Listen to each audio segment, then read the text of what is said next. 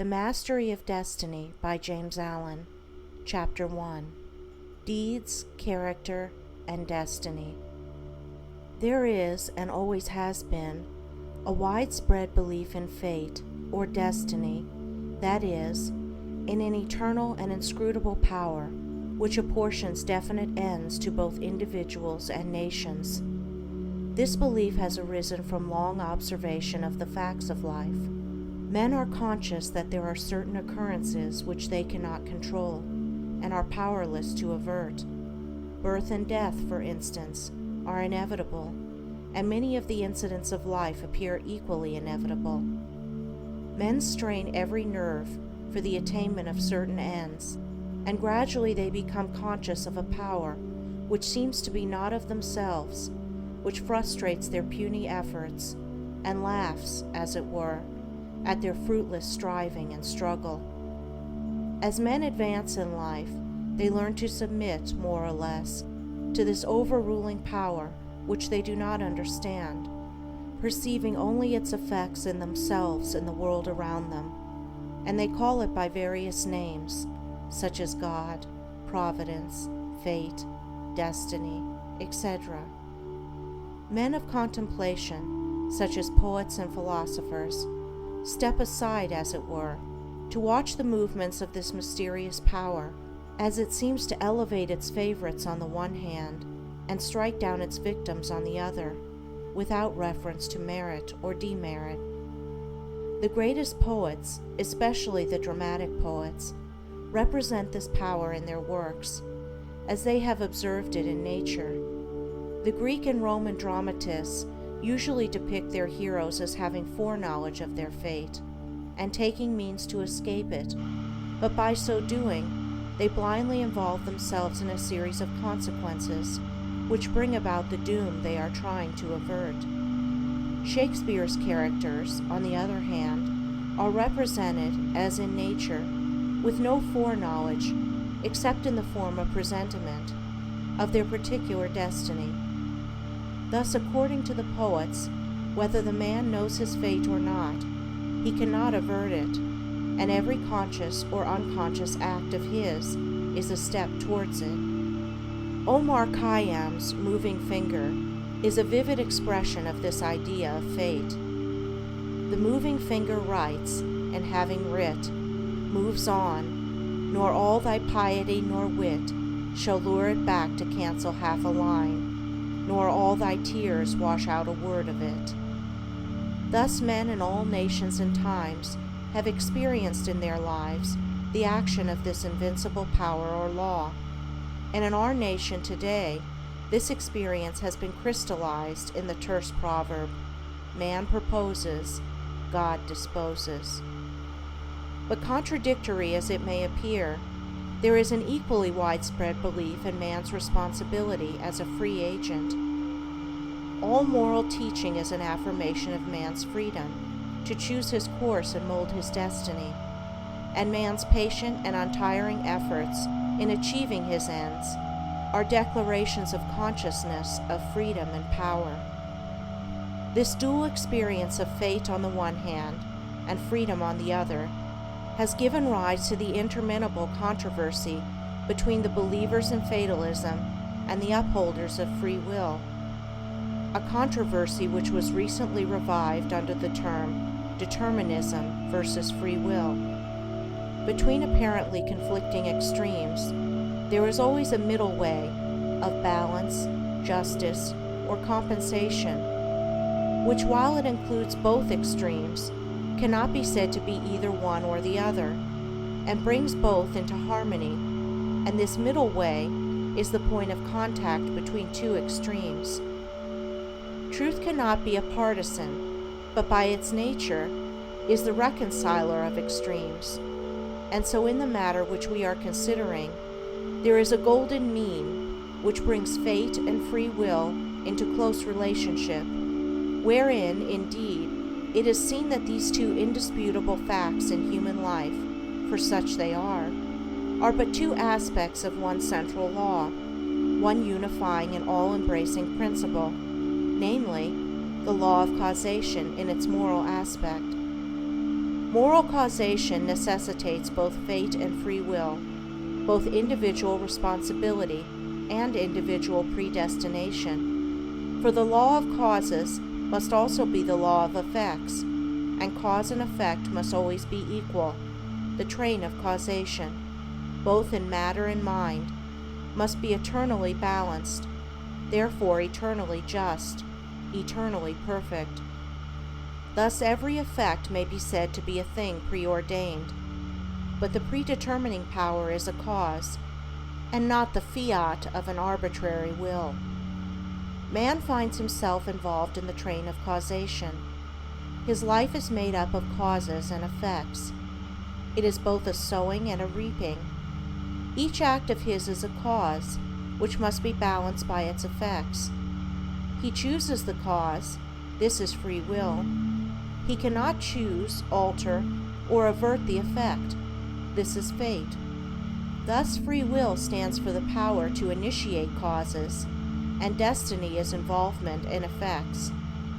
It is therefore true that man is predestined to certain ends, but he himself has, though he knows it not, issued the mandate, that good or evil thing from which there is no escape, he has, by his own deeds, brought about. It may here be urged that man is not responsible for his deeds, that these are the effects of his character, and that he is not responsible for the character, good or bad, which was given him at his birth. If character was given him at birth, this would be true, and there would then be no moral law, and no need for moral teaching. But characters are not given ready-made.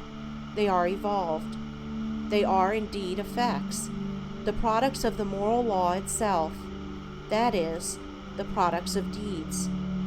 Character result of an accumulation of deeds which have piled up, so to speak, by the individual during his life. Man is the doer of his own deeds. As such, he is the maker of his own character. And as the doer of his deeds and the maker of his character, he is the molder and shaper of his destiny. He has the power to modify and alter his deeds, and every time he acts, he modifies his character.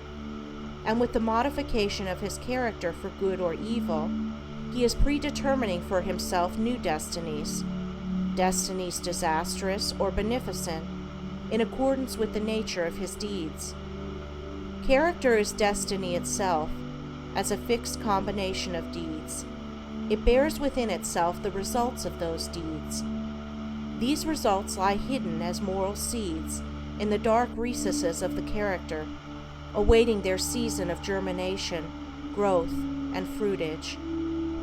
Those things which befall a man are the reflections of himself, that destiny which pursued him, which he was powerless to escape by effort or avert by prayer, was the relentless ghoul of his own wrong deeds, demanding and enforcing restitution. Those blessings and curses which come to him unbidden are the reverberating echoes of the sounds which he himself sent forth. It is this knowledge of the perfect law working through and above all things, of the perfect justice operating in and adjusting all human affairs, that enables the good man to love his enemies and to rise above all hatred, resentment, and complaining, for he knows that only his own can come to him, and that, though he be surrounded by persecutors, his enemies are but the blind instruments of a faultless retribution, and so he blames them not, but calmly receives his accounts, and patiently pays his moral debts. But this is not all. He does not merely pay his debts. He takes care not to contract any further debts. He watches himself and makes his deeds faultless.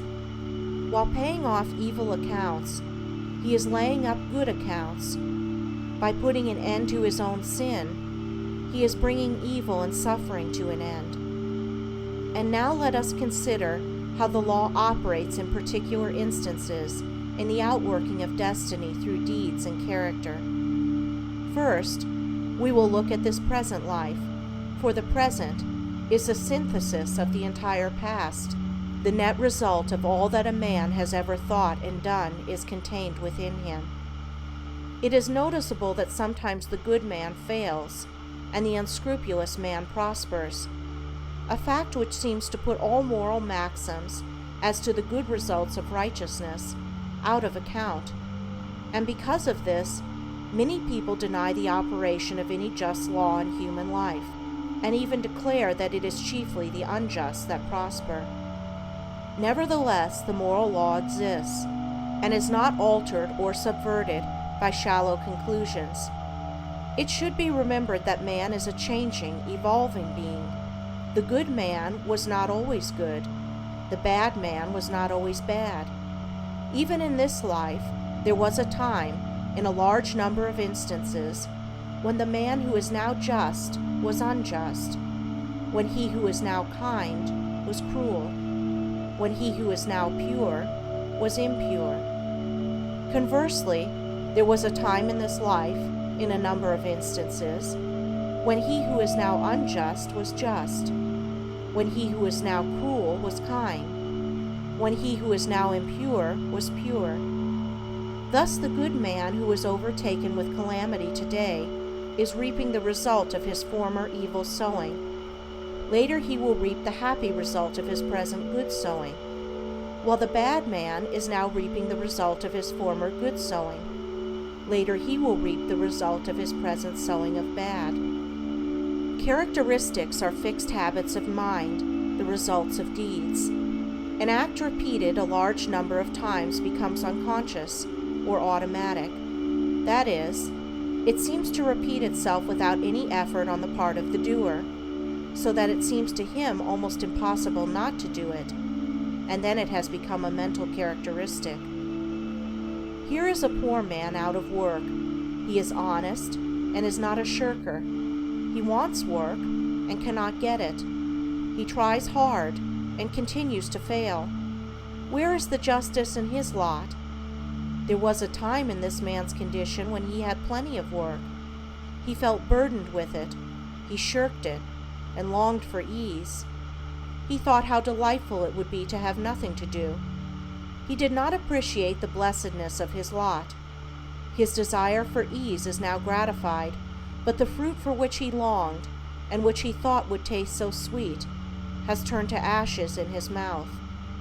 The condition which he aimed for, namely, to have nothing to do, he has reached, and there he is compelled to remain till his lesson is thoroughly learned.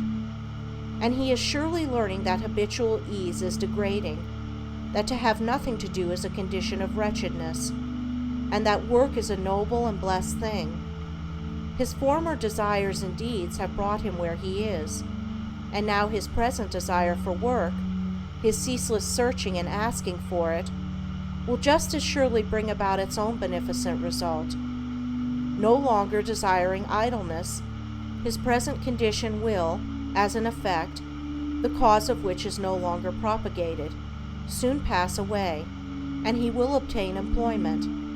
And if his whole mind is now set on work, and he desires it above all else, then when it comes, he will be overwhelmed with it. It will flow into him from all sides, and he will prosper in his industry. Then, if he does not understand the law of cause and effect in human life, he will wonder why work comes to him apparently unsought, while others who seek it strenuously fail to obtain it. Nothing comes unbidden. Where the shadow is, there also is the substance. That which comes to the individual is the product of his own deeds. As cheerful industry leads to greater industry and increasing prosperity, and labor shirked or undertaken discontentedly leads to a lesser degree of labor and decreasing prosperity, so with all the varied conditions of life as we see them. They are the destinies wrought by the thoughts and deeds of each particular individual. So also with the vast variety of characters. They are the ripening and ripened fruit of the sowing of deeds. As the individual reaps what he sows, so the nation, being a community of individuals, reaps also what it sows. Nations become great when their leaders are just men. They fall and fade when their just men pass away. Those who are in power set an example, good or bad, for the entire nation.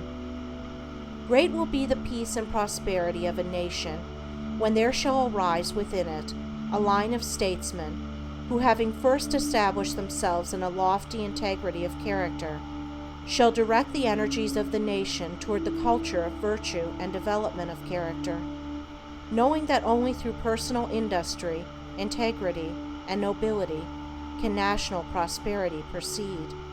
Still, above all, is the great law, calmly and with infallible justice, meting out to mortals their fleeting destinies, tear-stained or smiling, the fabric of their hands.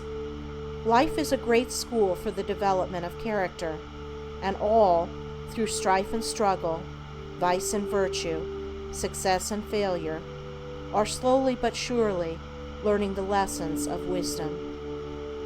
End of Chapter 1. Recording by